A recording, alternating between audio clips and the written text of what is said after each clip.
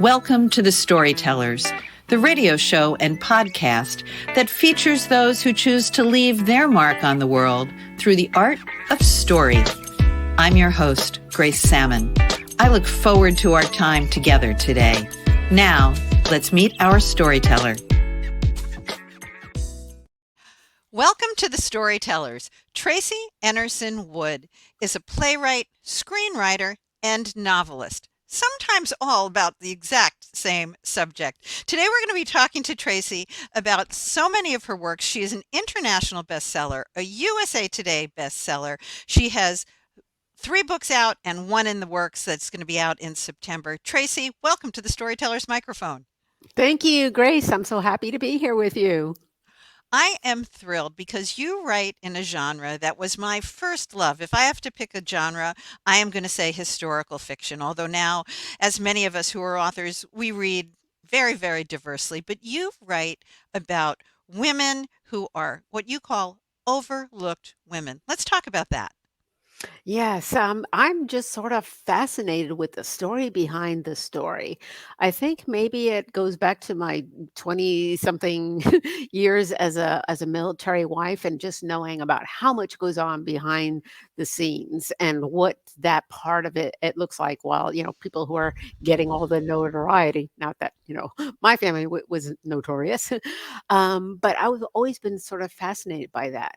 And then I just started discovering women who are behind the big stories in history. And I just sort of was discovering one after another. And I just, I loved reading about them. And then sometimes, as in the case with my first book that sent me down this path, Emily Roebling, I'd never heard of her. And yet here I'd seen the Brooklyn Bridge, walked across it, driven across it, many times and didn't know her story.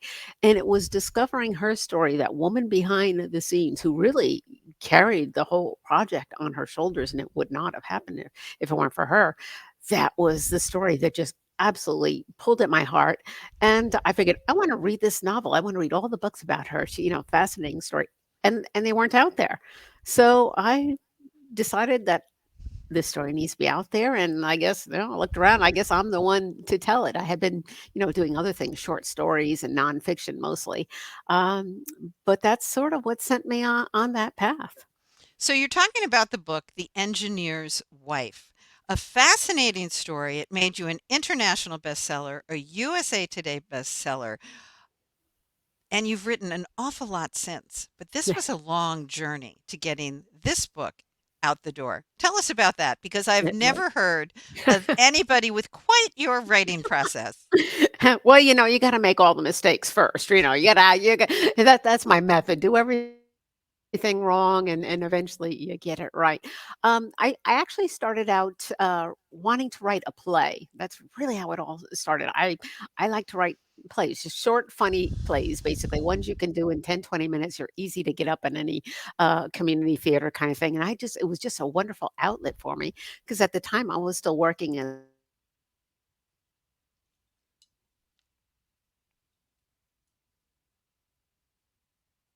out. Oh, are we okay? We still there? No, I didn't see me, but No, I that got this. you definitely froze there for a minute. So Okay. you were talking about the opportunity to write short plays, and that was Yeah. your idea initially for The Right. Engineer's Wife. So Right. pick us So up there. so I was writing plays and I had this idea to write about the family dynamics of being in a family that had a mission, had a profession that was dangerous, sort of like the military, but I didn't really want to write about the military. It's its own thing.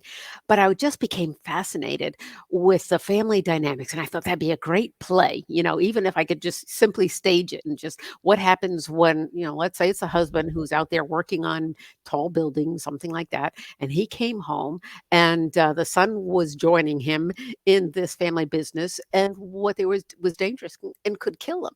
So I was just sort of fascinated with that dynamic. And that's the play I wanted to write. And I decided I wanted to write it about real people. And I wanted to maybe do it in New York City. I grew up in northern New Jersey, and I was just have always been fascinated with the city. And I just thought, how they built those great big skyscrapers. And you see the pictures of the guys, up on the I beam, 100 stories, and they are just sort of, dangling their legs and la la la. So I thought I'd find that family that was doing that and sending the son and the grandson maybe up there to do that. And how's that all work out? Um, but I couldn't find the historical family that did that, that built those skyscrapers. But then I found the Roebling family and discovered John Roebling, who obviously designed the bridge, got the project going, and then sadly, it was killed, and then passed it down to his son, who then became incapacitated. And then I found out about Emily and how she basically rescued the day. And all right, so big story, right? I've got my story now. I'm not gonna fit that in a 10-minute play, right? So I've gotta this is a big full length epic, maybe a musical. I started writing it, and I fairly quickly realized that I didn't have the playwriting chops for something so big. I didn't have that as much theater experience that this needed. This was, Andrew Lloyd Webber, this is way out of my league. So then I decided, I kept seeing it in my mind, like I could watch the movie on my forehead, and I could just see it, and I was kept seeing it as a film. So I'll write a movie. I've watched lots So and lots of movies. so So you I did. started it as a play. You Started then as a play. turned it into a screen Turned a it into a screenplay, and then I sent it to Hollywood because that's what you do, right? And Hollywood answered actually, and they said, "This is great. I've always wanted to do a picture like this." And I wrote to the producers and directors and so forth that did that kind of thing. They said, "But this is because of all the CGI computer graphics, and then historical costuming is very expensive, the most expensive thing to make, right?" They said, "So it's absolutely. a 300-ish million dollar picture to make. So unless you have, about 298 of those, and you are a known screenwriter, we could do it." So what they told me, several told me, was like, "Why don't you go out there and write a novel? And then once that's a bestseller, because that's easy, come back to us and then we'll do the movie." So I'm like, okay. So I had to go back to school, learn how to write a novel because even though I'd done short stories and nonfiction, and other ways to do this, I had never written a novel. So I basically went to school and then started writing the novel. And then that was sort of the next 5 years of my life. So this is 4 or 5 years in, and then 4 or 5 you years, yeah. got representation, which I think took Yes. you additional 2 years, but you are About 2 years, yeah. agented. Yes. And That is a tough leap to make. I will tell you, it's one of the most difficult parts. So, writers are out there who are at that stage, who have something wonderful, and they're trying to get out there, and they're thinking, you know, going self-publishing because that's another route. Th- That that's a really big jump to make. For me, that was important, because of the scope and the long-term plan for this. I felt that that was the way for me to go, so I just stuck it out for 2 years, and I learned a lot in that process. The other important thing about it wasn't just like 2 years wasted writing letters and getting, rejection notes that, in the old days, they would paste on the walls, now it's all electric.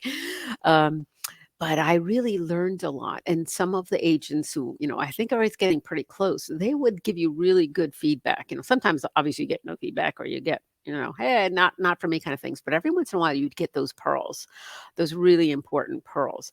And some of them actually, did more than that. And so I learned through that, and I joined many writers groups, in person, online, whatever, and sent my work out there, and I would trade with other writers. Another really important thing to do, because I learned a lot about writing and stories from reading their books or their manuscripts. So that so was a really important part of the process. And I would s not say just don't do it because it's hard. so You were know. you rewriting all along then? Yes, yes. I was rewriting all that during that 5 years. I almost every time I got an answer back, there'd be something I knew I needed to tweak, something that wasn't resonating. And I was a newbie. Now I don't have to go through much of that because I have a lot of more knowledge and skills, and I know better what things resonate with people, with readers, and things don't. But you don't know what you don't know. Right. So that book actually did propel you to be an international and a USA Today bestseller. And then I'm going to say quite quickly after that, you came out with The War Nurse and most Yes. recently The President's Wife.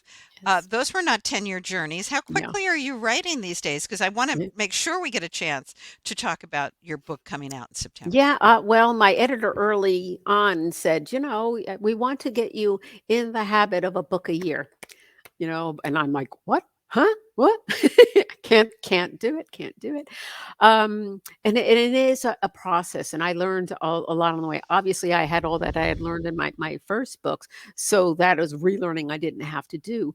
And even though I'm writing them once a year, it's really a multi-year process anyway, because I'm generally thinking about some concepts. I have one concept I'm in early drafting. I may have another one that I'm in the research process of, and then one that's kind of almost out there, like my current one that's going to Catherine book that's going to release this year, that's in editing. So they're in different processes, but it actually works well for my brain because you need to step away from your writing. You can really get too close to it, and you can't really see sometimes what's wrong without stepping away.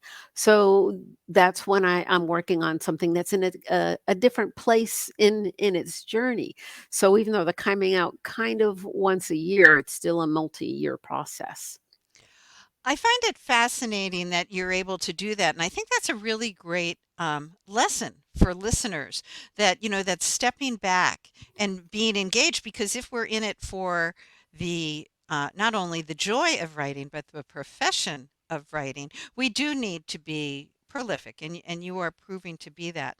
Let's talk for a minute about The President's Wife, because I knew a little bit about this story and most of America does not. So Yeah. please tell us about this story. Fascinating.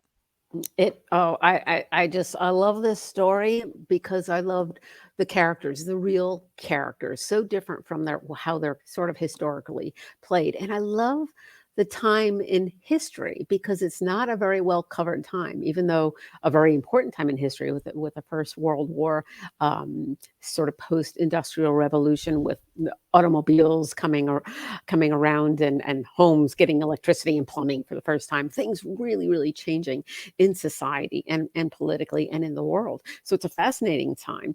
But I think a lot more is written about the World War II era. And there are many wonderful, wonderful novels about that. But I shy away from it because I'm for one thing, it's not as much addressed, but you really need to understand the time in history pre-World War II to understand World War II. So, and I discovered this time in history is really fascinating to me, and also because I was a nurse, many of the things that were developed and then saved so many lives in World War II were developed in World War One during that time. So for me, as a nurse background, learning all that and researching that was really quite fascinating. So I'm going to quick show you my cover there. I So think it's just beautiful. absolutely beautiful. But the other thing, other than the time and the importance of it in history, was learning about Woodrow and Edith themselves and their love story. Now, all my books, I don't write romances, but all my books have some kind of a romantic element in them because, in my mind, you can't write a 360-degree character, an adult character, without having that. It's an important part of life, and I think an interesting part of the read for many of my readers. So it's always in there. But it was the love story in this that really attracted me to the story in the first place because, believe it or not, the big surprise was Woodrow Wilson, or if you're like me, you think of this very sort of stoic college professor, college Yes. president, and president, just, very stiff, very formal, because that's how he spoke and that's how he wrote, and that's what we know of him. Well, I discovered a book of his love letters, actually both the letters going back and forth during their fairly short courtship. And he was the most romantic writer I have ever read. I mean, blows like, Jane Austen, any of them out of the water. It's so beautiful. It's so fabulous.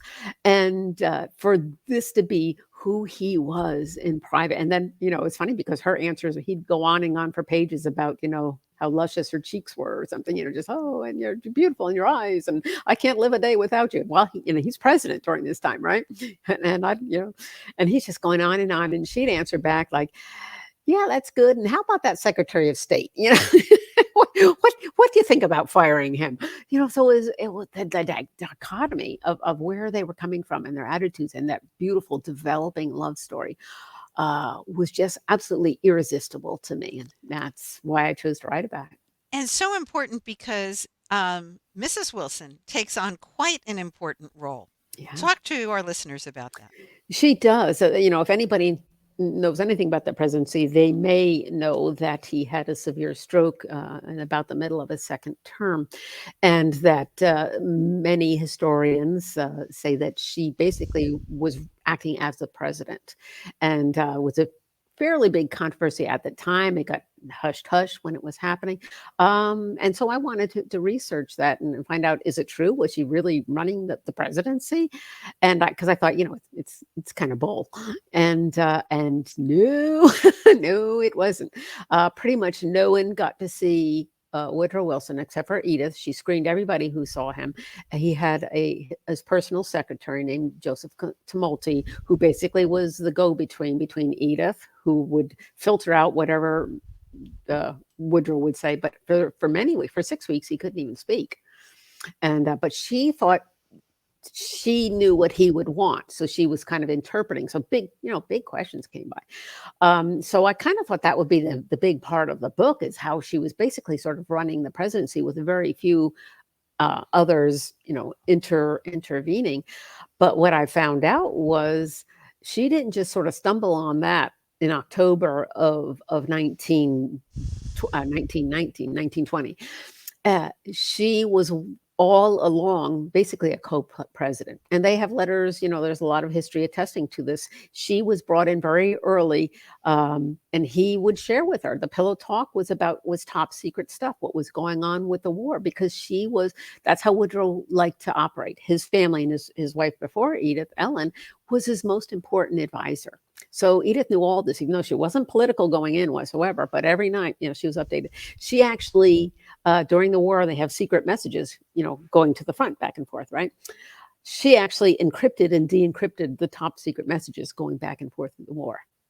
It's astonishing now, astonishing. So when he had the stroke, she kind of she knew what he wanted. It was all that at that point, it was really about the League of Nations, because the war was over, and it was about developing the League of Nations as a means, of course, to prevent World War II, the next war. That was the whole point. And it all failed in no small part because of what happened to Woodrow Wilson. So did what she do cause World War II? That's kind of the big story question. Big question. Well, maybe there'll be a sequel after you get out Catherine, the Wright sisters. And we're almost out of time, believe it or not. But I'm so excited about all of these books, but I've spent some time in Kitty Hawk. And I never knew there was a Catherine. So tell us about Catherine, the Wright sister, and how you found her. How did I? Well, actually, they're from Dayton, Ohio. Right. That's where their bike shop was. That's where they're from. My husband is from Dayton, Ohio. I actually knew quite a bit about the Wright brothers, and I visited. They have the Flyer 3 there, and it's a very important part of Dayton history. And actually, my son-in-law was reading, I don't know, something on Facebook or something, and it was about Catherine, Orville and Wilbur's baby sister, and how important she was, because Orville and Wilbur were not like persons. They had to go out and sell this idea because, believe it or not, the Americans did not believe they could fly. They thought it was fake news, to use a modern term. But it was Catherine who pushed them, who when they're like, nah, not going to do it, because they were very introverted people. They just kind of wanted to play and fly kites and do it, but she made it a business. She kept the bicycle shop going, so they had the money, because they weren't people of means, so that they had the money so they could go off to Kitty Hawk. She didn't go to Kitty Hawk. She was back home working the bicycle shop and getting the supplies and things they needed. And then later on, when they had invented it in 1903, she went to Europe with them to sell it to the Europeans, the British, the French, the Italians, before they sold it to the Americans. And then it was only after they came back from Europe, and she was actually kind of famous by that time. She was in all the papers in Europe because she went up on the plane and she was big. She met the princes and the kings and the prime ministers. She did all that, and yet she that it wasn't her thing to be famous, and she just sort of gotten forgotten. The French gave her a Legion of Honor, which very, very few women have, and she, Orville, and Wilbur all got the Legion of Honor. But she came back here and they had a big to-do in Dayton, but it really became all about Orville and Wilbur, and they kept on in the business, of course, and she just sort of faded back to being well, she never went back to teaching school, which is what she did. But yeah, so it's her story. And there's a little love story there too, which is absolutely addicting, a beautiful, bittersweet, unbelievable. Oh, it's a wonderful story. Well, And once I had that, I have to write that. I got to write this story. Well, we'll have to wait until September when Yep. Catherine, the Wright sister, comes out. Meanwhile, we have the opportunity to read The President's Wife, The War Nurse, and The Engineer's Wife. Tracey Enerson Wood, you write beautifully. I can't wait to add all of your books to my TBR. And thank you for being a guest here on The Storytellers. Oh, thank you so much for inviting me, Grace. I really, really enjoyed it and enjoyed speaking with you. Well, I can't wait, as I said, to read all of your works. I hope that our listeners enjoyed the show. This has been a copyrighted episode of The Storytellers by Grace Sammon and Authors on the Air, Global Radio Network. That concludes this episode of The Storytellers. I'm so glad you could be part of the story today. I hope you share the stories, tell your own, and come back for another episode. Because when our stories are told, everything changes. I'm Grace Sammon.